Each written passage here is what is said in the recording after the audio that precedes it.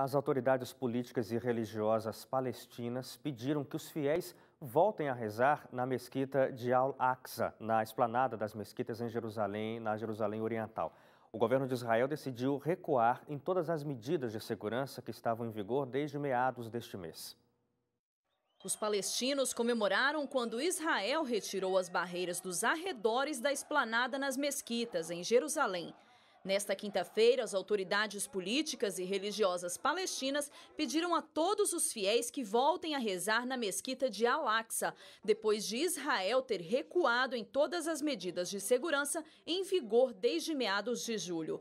O presidente palestino Mahmoud Abbas reforçou o chamado. Segundo ele, as orações devem ser feitas todas dentro da mesquita e que todos os esforços vão continuar.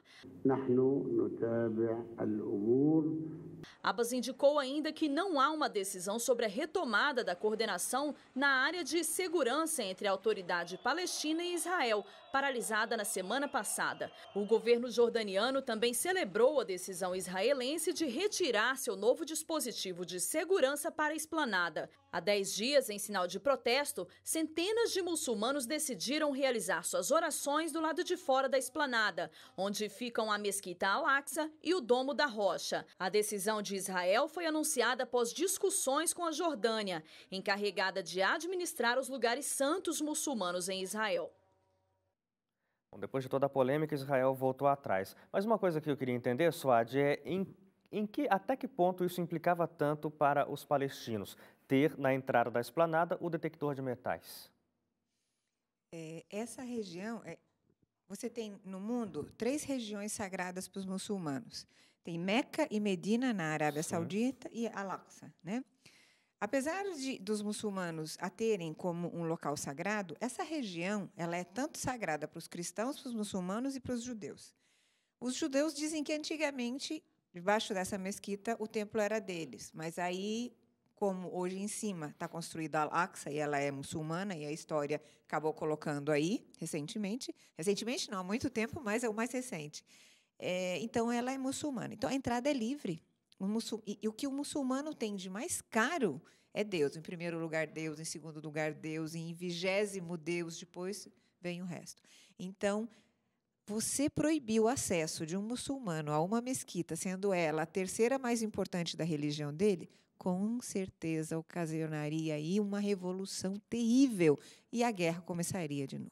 Mas o acesso foi impedido ou era só para evitar a entrada de armamentos? O que para nós é muito interessante, assim, normal, passar por uma porta com detector de metais, para eles não é. É uma sanção. Então, é entendido como uma forma de afastar, é isso? Entendido, já que há muito tempo Israel vem retirando os direitos deles, pouco a pouco, por que Israel passou a colocar um detector de metais em uma porta? Quem é Israel como autoridade, a pergunta se faz, né? Para proibir a entrada de um muçulmano na mesquita onde ele vai orar. Então, isso já começou a dar um problema seríssimo.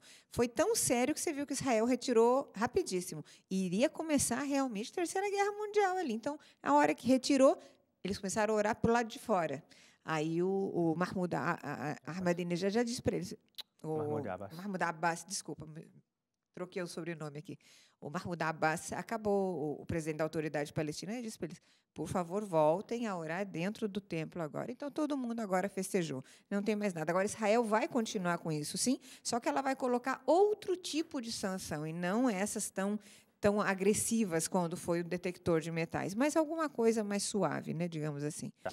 Você falou, quem é Israel no pensamento, né, de um dos palestinos? Quem muçulmano. É Israel para colocar para interferir desse jeito? Mas a região, ela oficialmente pertence a Israel. Não, a Terra Santa não pertence a nenhum deles. Pertence a ninguém. Não, como é um lugar sagrado, não pertence a ninguém, e quem administra de uma maneira bem suave é a Jordânia. Certo. Por isso que as autoridades jordanianas ficaram satisfeitas com o que ocorreu. Entendi, porque a decisão de Israel foi tomada, pelo menos a justificativa do Netanyahu, foi por conta de um ataque a 2 policiais recentemente que foram mortos a tiros e, segundo ele, as armas estavam escondidas na esplanada, as pessoas entraram lá na esplanada, pegaram essas armas e atacaram os policiais. Quer dizer, dá a impressão, é que a gente olha sempre de fora e não compreende o todo, mas a impressão é de que a intenção era garantir segurança para todo mundo que está lá. No caso, o exército, a polícia, não era nem o exército, a polícia israelense que estava ali era para proteger os israelenses. Só que eu não sei se você percebeu que logo após a reação de Israel, uma família de israelenses que haviam invadido um terreno e construído sua fazenda, alguma coisa, também foram mortos, né? Então, iriam começar aí saques e mortes de colonos. Como represálias. Como represália. Então, aí eles se retiraram. Realmente ia ser terrível. Então, como o palestino não tem o mesmo armamento e nem o mesmo poderio que Israel tem, iria começar a atacar os colonos. Seria pior ainda, né? Sim.